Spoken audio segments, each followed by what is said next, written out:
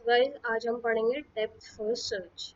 अभी तक हमने डिस्कस कर लिए ब्रेथ फर्स्ट सर्च एंड उसकी एप्लीकेशंस एंड उसकी टाइम कॉम्प्लेक्सिटी। आज हम पढ़ेंगे depth first search. Depth first search है क्या, कब यूटिलाइज करना चाहिए एंड उसकी टाइम कॉम्प्लेक्सिटी। सो डेप्थ मतलब हमने क्या किया था ब्रेथ में, क्या किया था, हम ब्रेथ के अलोंग सर्च कर रहे थे। सबसे पहले ब्रेथ क्या थी, मतलब एक लेवल पे जो भी सारे नोड्स थे उन्हें ट्रैवर्स कर रहे थे एंड देन उसके बाद नेक्स्ट लेवल पे जा रहे थे, राइट। तो ये हो गई थी ब्रेथ के अलोंग। ठीक है, अब जैसे डेप्थ सुनने में समझ आता है कि हम पहले सारे डेप्थ के अलोंग सारी सर्चेस करेंगे, फिर रिटर्न करके जो दूसरी डेप्थ होगी उसके अलोंग सर्च करेंगे। तो ऐसा कुछ होगा, राइट। तो पहले ये लेफ्ट मोस्ट नोड पे जाएगा, फिर जो भी और दूसरी जगह होंगी वो जाएगा एंड देन वो डेप्थ के अलोंग पहले सर्च करेगा। तो ये हमारा हो जाएगा डेप्थ फर्स्ट सर्च। सो अब इसमें होता क्या एक्चुअली में, कि हमने रूट नोड ट्रैवर्स करी, देन उसके चाइल्ड नोड, देन जो चाइल्ड है उसके चाइल्ड नोड, देन जब तक उसके और भी चाइल्ड है, मतलब अभी हम पहले लेफ्ट नोड ट्रैवर्स कोई एक चाइल्ड ट्रैवर्स करेंगे। ठीक है, तो जैसे अभी हमारा लेफ्ट दिख रहा है हमें, सही है। तो जैसे हमारे पास रूट नोड है, फिर उसके बाद हम रूट का लेफ्ट नोड ट्रैवर्स करेंगे, ये हो गया उसका लेफ्ट नोड। देन उसके बाद रूट का लेफ्ट लेफ्ट अगर एग्जिस्ट कर रहा है तो उसे ट्रैवर्स करेंगे एंड देन नीचे जाते जाएंगे। ठीक है, अब सपोज अब इसका लेफ्ट नोड नहीं है तो हम इसके बाद क्या करेंगे, रिटर्न कर देंगे। तो अब क्योंकि हमने लेफ्ट नोड ट्रैवर्स कर दिया है तो अब हम राइट नोड ट्रैवर्स करेंगे, तो वो भी नहीं प्रेजेंट है अभी।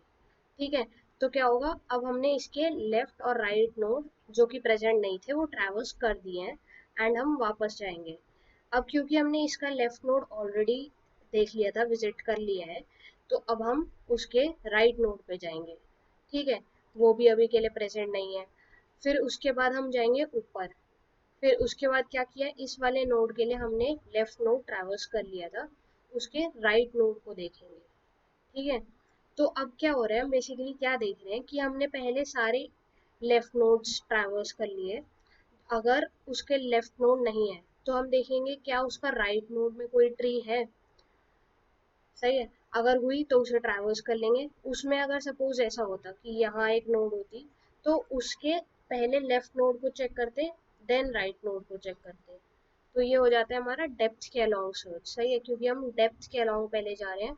डेप्थ माने कि जैसे हम एक लेवल पे हैं तो हम सबसे पहले नीचे तक जाएंगे जहां तक वो अकर कर रहा है, उसके बाद हम ऊपर जाके उसके चाइल्ड जो अगर उसका राइट नोड हुआ तो उसे ट्रैवर्स करेंगे उसके डेप्थ के अलोंग। जैसे ऐसा कैसे हुआ, लाइक यहाँ एक नोड है, उसके बाद यहाँ नोड है, यहाँ नोड है, यहाँ नोड है, और फिर उसके बाद इधर नोड है, इधर नोड है, इधर नोड है एंड इधर नोड है। तो वो डेप्थ के अलोंग इधर गया, फिर इसके बाद इधर कोई चाइल्ड नोड नहीं है, इधर नहीं है, तो वो वापस रिटर्न होगा एंड देन उसके बाद राइट नोड पे जाके फिर लेफ्ट नोड चेक होगी, फिर से लेफ्ट नोड एंड देन क्योंकि इसके लेफ्ट एंड राइट नहीं है तो बैक होके फिर वो उसका राइट नोड चेक करेगा। तो ऐसा हो गया हमारे डेप्थ के अलोंग सर्च। ठीक है, तो इसमें हम देख पा रहे हैं कि रिकर्जन यूज हो रहा है। तो रिकर्जन अगर यूज हो रहा है तो मतलब हम स्टैक डेटा स्ट्रक्चर यूज कर रहे हैं इंटरनली।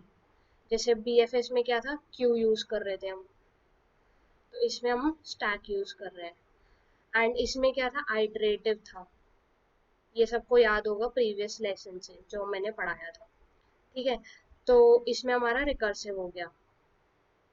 अब इसकी टाइम कॉम्प्लेक्सिटी की बात अगर हम करें तो क्या होगा,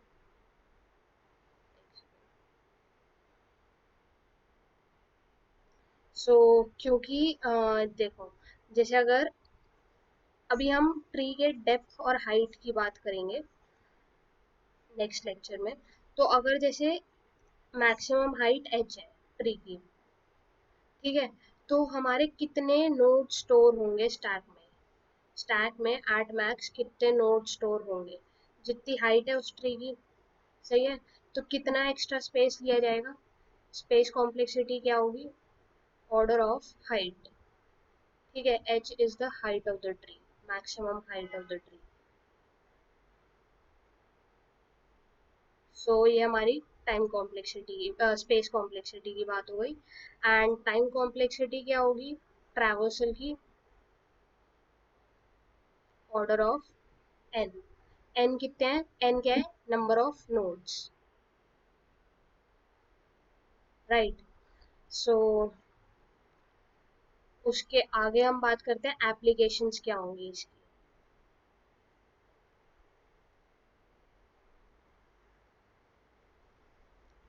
एप्लीकेशंस कहाँ कहाँ होंगी?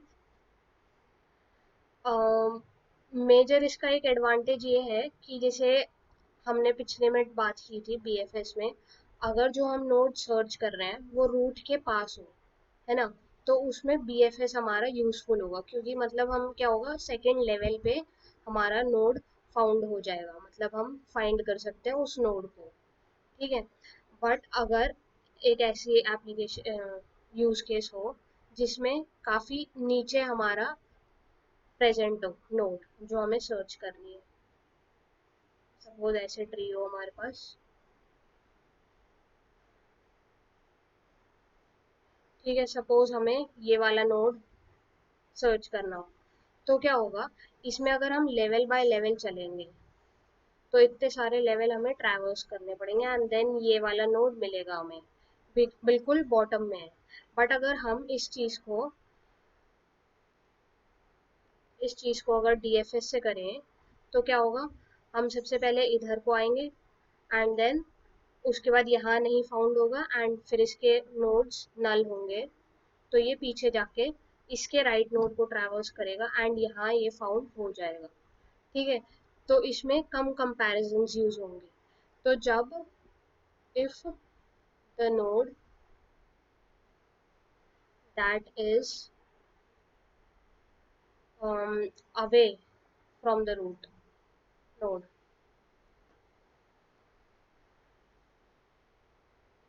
has to be searched, then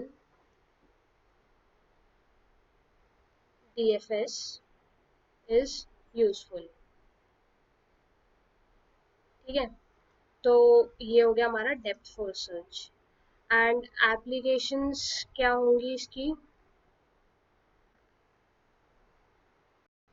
so application point of view से डीएफएस में क्या होता है कि इससे हम ट्रैवर्सल्स कर सकते हैं। जो ये ट्रैवर्सल्स है in order, pre order, post order, ये हमारे डीएफएस के बेसिस पे होते हैं। एंड देन हम काफ़ी सारे क्वेश्चंस सॉल्व कर सकते हैं अपने डेप्थ फर्स्ट सर्च अप्रोच से। तो उनमें से थोड़े से मैंने पॉइंट आउट किए हैं। हाइट ऑफ द ट्री हम निकाल सकते हैं, डायमीटर ऑफ द ट्री निकाल सकते हैं, एंड काफ़ी ऐसे ही सिमिलर क्वेश्चंस होते हैं जो कि हम डीएफएस से कर सकते हैं। एंड जो मेन हमारी एप्लीकेशन आती है वो ग्राफ जो टॉपिक होता है उसमें यूज होता है। तो उसमें हम साइकिल डिटेक्शन में यूज कर सकते हैं, मिनिमम स्पैनिंग ट्री वाली एप्लीकेशन के लिए यूज कर सकते हैं। सो डीएफएस मतलब काफ़ी यूजफुल होती है एंड जो अप्रोच होती है ना काफ़ी सिंपल टू राइट होती है, सिंपल टू राइट एंड समझने में थोड़ी आसानी होती है एज कम्पेयर टू आइटरेटिव जो हम लिखते हैं कोड। सो हम पहले रिकर्सिव कोड लिखने की कोशिश करते हैं जब भी ट्री का कोई क्वेश्चन आता है, एंड देन उसके बाद ऑप्टिमाइजेशन पर्पस के लिए हम आइटरेटिव लिखते हैं, ठीक है। But like in most of the cases the recursive code passes the online जजेस, एंड तो हम रिकर्सिव कोड लिखना ज़्यादा पसंद करते हैं। सो नेक्स्ट लेक्चर में हम पढ़ेंगे height of the tree and depth of the tree में क्या डिफरेंस है।